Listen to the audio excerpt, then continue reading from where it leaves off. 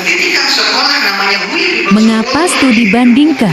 Nanyang Jae Hui School. Semua datang ke Hui People School dulu. Setelah gagal, barulah datang ke sekolah lain. Sekolah gratis itu adalah sekolah yang tidak bermutu. Di YouTube ada nggak yang membantah bahwa pendidikan Indonesia itu Bapak Ademi itu tidak benar, mengatakan dengan adanya 800 sekolah gagal akreditasi dari 40% undangan masuk PTN menjadi 5%, sementara kita B. Ya kan? Ekonomi telah sangat mempengaruhi gaya hidup Muslim China. Ada 10 etnis Muslim. Kebangsaan di Cina dan Hui adalah salah satu perwakilan minoritas Muslim. Milik mereka, nenek moyangnya adalah orang Arab, Persia, atau Turki yang bermigrasi dari Timur Tengah dan Tengah Asia ke Cina selama dinasti Tang dan Yuan, dan bahkan Muslim Hui.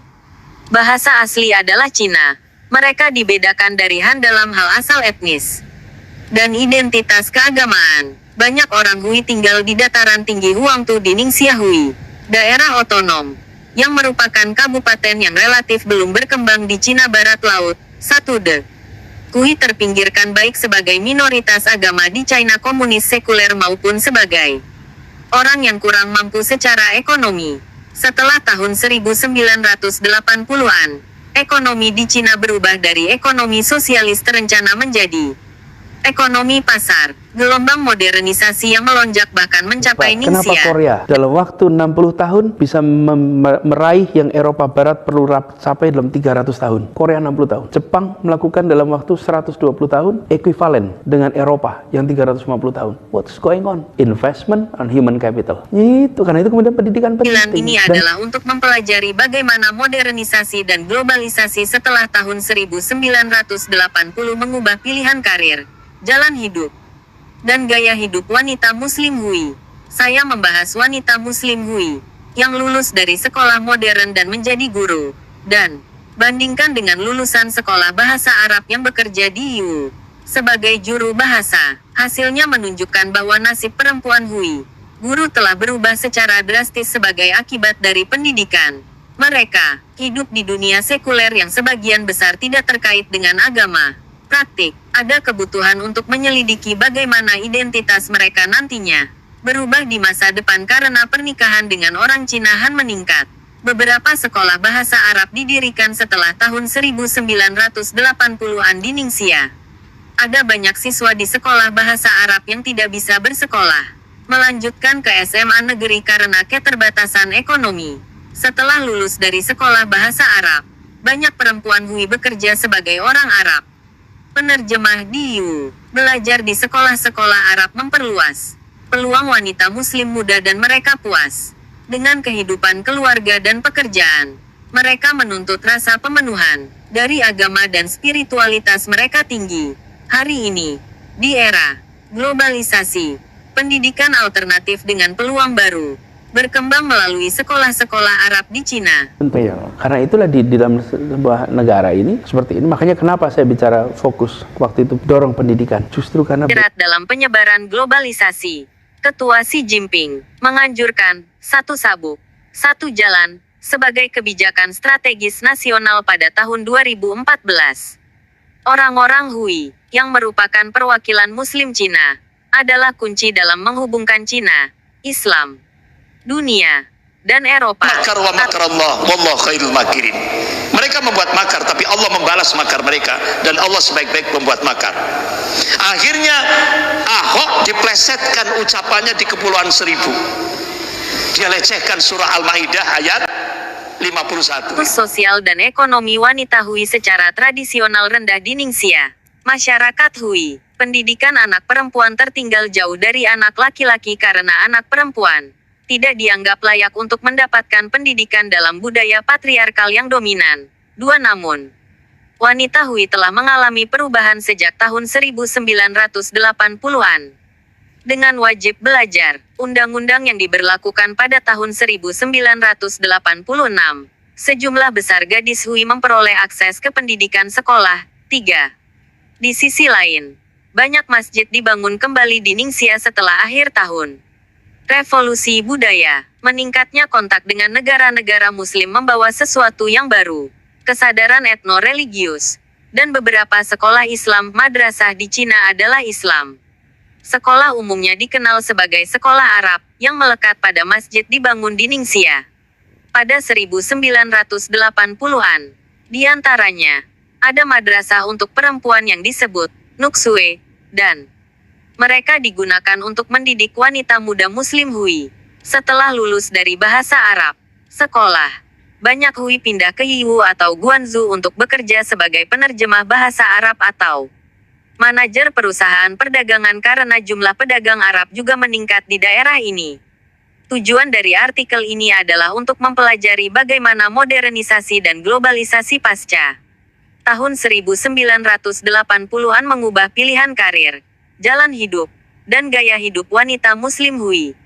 Saya mendiskusikan wanita Muslim Hui yang lulus dari sekolah modern dan membandingkannya lulusan sekolah bahasa Arab. Saya mengeksplorasi perbedaan dalam pilihan karir, jalan hidup, identitas, dan harga diri antara wanita Muslim muda Hui dari sekolah modern dan sekolah Islam. Pertama, saya mengkaji bagaimana penyebaran pendidikan sekolah modern telah mempengaruhi transformasi gaya hidup dan pola pernikahan guru perempuan Hui yang dianggap mewujudkan pendidikan sekolah modern. Jadi, transformasi apa yang dimiliki pendidikan sekolah modern dibawa ke gaya hidup gadis wanita muda Hui yang telah hidup dalam masyarakat Muslim tradisional, apalagi kehidupan berumah tangga seperti apa untuk wanita Muslim yang telah mengadopsi gaya hidup modern. Kedua, tentang pendidikan Islam, saya akan mengupas tentang Nuksue, sekolah bahasa Arab, wanita, dan memeriksa peran mereka dalam meningkatkan kehidupan wanita muda Hui. Saya akan juga menyelidiki wanita Hui yang berasal dari pedalaman Cina, seperti Ningxia, dan bekerja di Guangzhou di Guangdong atau Yiwu di Zhejiang. Dalam penelitian sebelumnya, Masumi Matsumoto mempelajari pendidikan Islam untuk wanita di China. 4 Maria Jasok dan Sui Jingjun mempelajari masjid wanita di China. 5 Namun, saya akan mengeksplorasi perbedaan antara gaya hidup wanita yang lulus dari sekolah modern sekuler dan mereka yang lulus dari sekolah Islam. Metode analitik yang digunakan dalam penelitian ini adalah investigasi kuantitatif dan investigasi kualitatif pada level mikro. Secara khusus, studi kasus ini dilakukan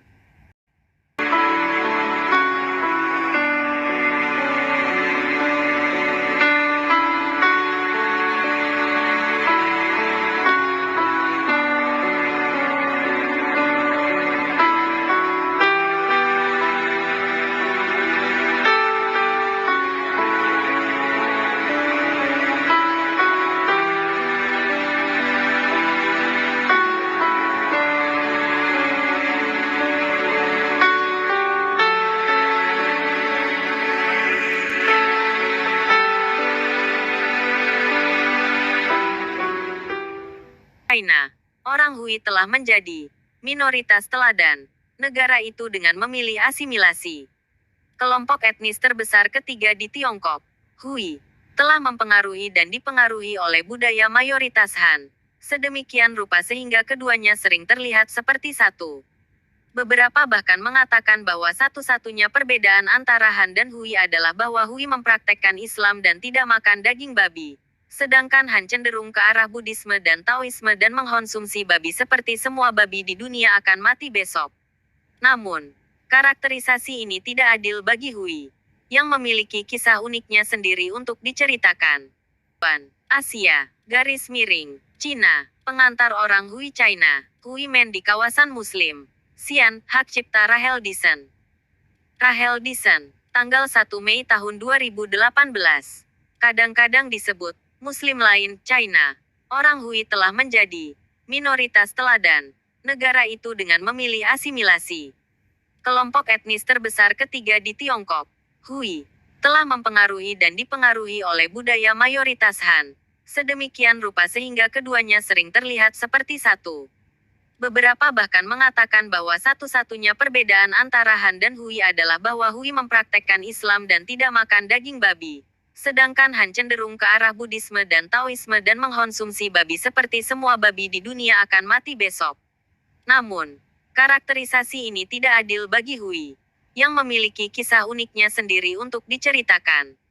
Tanah air, berjumlah lebih dari 10 juta. Hui tersebar jauh dan luas di seluruh China. Beberapa di antaranya mudah dikenali, pria yang memakai peci putih dan wanita yang memakai kerudung. Orang lain mungkin salah mengira Han sampai mereka mengungkapkan nama belakang seperti Ha disinisasi, Hasan, atau Ma disinisasi, Muhammad.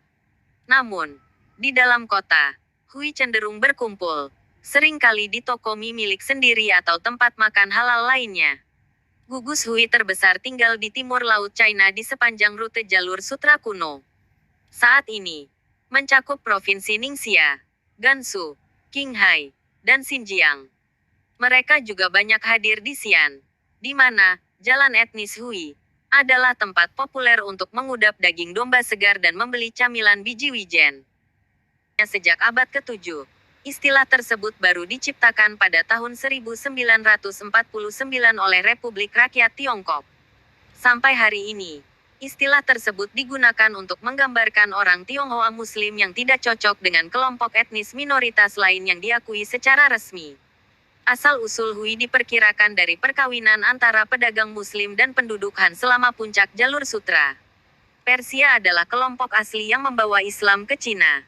Banyak pedagang seperti itu tetap tinggal, menikahi wanita Tionghoa setelah mengubah mereka menjadi Islam, dan berasimilasi dengan budaya lokal. Sebaliknya, perkawinan campuran antara Hui dan kelompok etnis lainnya tidak dianjurkan dalam budaya Hui saat ini, dan banyak orang Hui mempertahankan ciri khas Asia Tengah mereka. Hui sebagai Muslim lain, atau minoritas teladan, adalah perbedaan mencolok dalam perlakuan pemerintah antara mereka dan Muslim Uighur. Sementara kepatuhan orang Uighur pada puasa Ramadan kadang-kadang diklasifikasikan sebagai aksi teroris, Hui diizinkan untuk membangun masjid mereka sendiri, beribadah dengan bebas di dalamnya, dan bahkan mendidik anak-anak mereka di sekolah swasta Muslim. Faktanya, pemerintah mengkhotbahkan toleransi beragama terhadap Muslim China, bahkan melarang penggambaran babi di jaringan penyiaran publik CCTV selama tahun babi 2008 untuk menghindari menyinggung mereka yang mungkin melihat hewan itu najis. Namun, pemerintah tidak membahas perbedaan antara perlakuannya terhadap etnis Hui yang berasimilasi dan suku Uighur yang lebih berbeda secara budaya.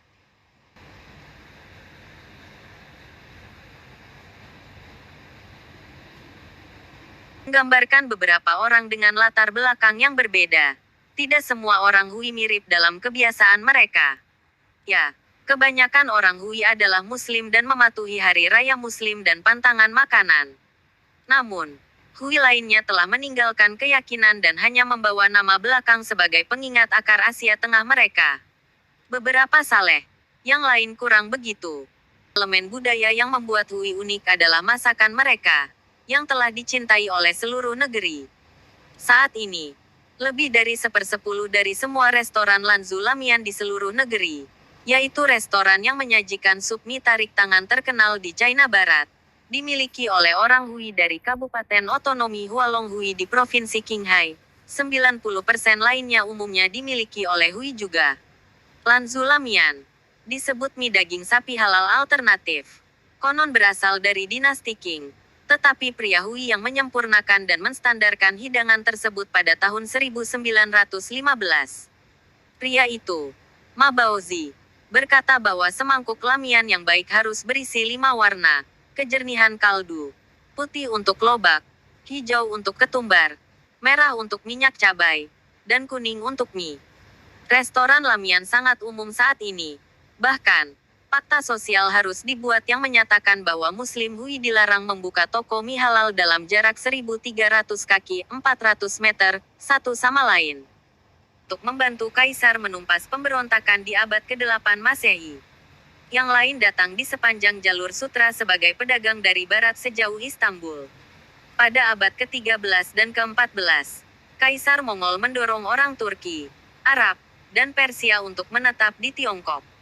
Kelompok-kelompok ini menikah dengan Muslim Arab, yang datang 500 tahun sebelumnya, dan dengan orang Han setempat. Keturunan dari perkawinan silang ini adalah kelompok etnis Hui saat ini. Berabad-abad berlalu, Hui kehilangan sebagian besar bahasa leluhur mereka, tetapi mereka mempertahankan agama asli mereka. Orang Hui sekarang berbicara bahasa Mandarin Cina dan atau dialek lokal di daerah tempat mereka tinggal. Tetapi kosakata agama mereka berasal dari kata-kata Arab dan Persia. Misalnya, mereka menyebut Yesus, Ersa, dari bahasa Arab, Isa, bukan, Yesu, yang digunakan oleh mayoritas orang percaya Tionghoa. Sementara beberapa orang Hui, khususnya orang tua dan pedesaan Hui, berpegang teguh pada tradisi Islam. Yang lain terutama pemuda yang belum menikah dan orang kota Hui, berbeda dari mayoritas orang Tionghoa hanya karena mereka pantang makan daging babi. Ada perbedaan regional dan sektarian dalam cara orang Hui menafsirkan Islam. Penghalang dan jembatan terhadap Injil untuk setiap orang Hui oleh karena itu akan berbeda-beda, kadang-kadang secara signifikan. Setiap kota dan provinsi di China, karenanya hambatan untuk menjangkau mereka akan bervariasi, kadang-kadang secara signifikan.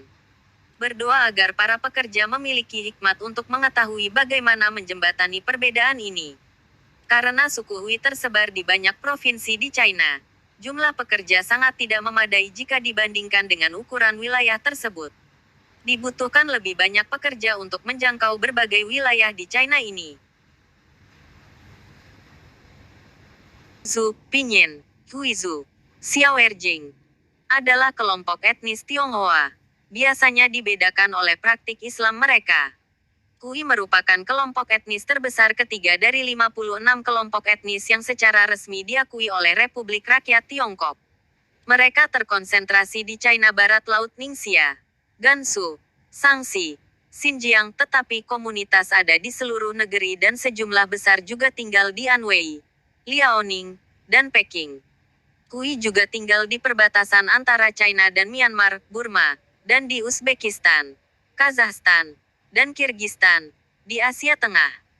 Orang Hui adalah keturunan dari berbagai kelompok imigran Muslim, termasuk pedagang dan pedagang sebelum dan selama dinasti Tang, dan orang-orang Islam dari Asia Tengah, serta orang Persia dan Arab, yang menemani orang Mongol ke China selama tahun-tahun awal abad ke-13, dan menjadi aristokrasi dari dinasti Yuan. Sebagian besar orang Hui memiliki budaya yang mirip dengan Han China kecuali bahwa mereka mempraktikkan Islam, dan sebagai hasilnya memiliki beberapa karakteristik budaya yang khas. Mereka mengikuti hukum diet Islami dan menolak konsumsi babi, daging yang paling umum dikonsumsi dalam budaya Tionghoa.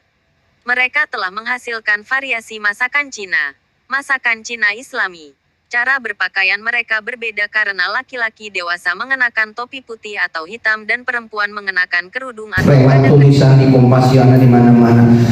Bapak rekomendasikan ke Hui Bible School itu untuk studi banding supaya pulang dari sana itu sekolah kita bermutu, malah menggratiskan pendidikan.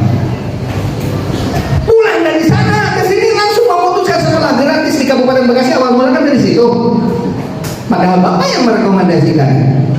Terus bapak tanya ke kepala dinasnya, bapak kan yang studi bandingnya bapak, yang sana di timnya bapak. Bapak tahu nggak kenapa saya merekomendasikan Hui Bible School untuk dikunjungi? Iya, kita juga mampu, bangunannya megah, di depan sekolah itu ada lapangan sepak bola, kemudian asrama, kita juga mampu, bilangnya begitu. Bapak tahu nggak? Itu sekolah termahal di Asia dan biayanya dari orang tua siswa. Maksud saya merekomendasikan supaya orang tua itu peduli seperti di Cina itu. Hui Bible School itu maju sampai di semua lintas agama ingin bersekolah di situ di Hui Bible School itu. Malah pulang dari sana ke sini menggratiskan pendidikan, kita juga mampu membangun seperti itu. Akhirnya sekarang apa yang terjadi?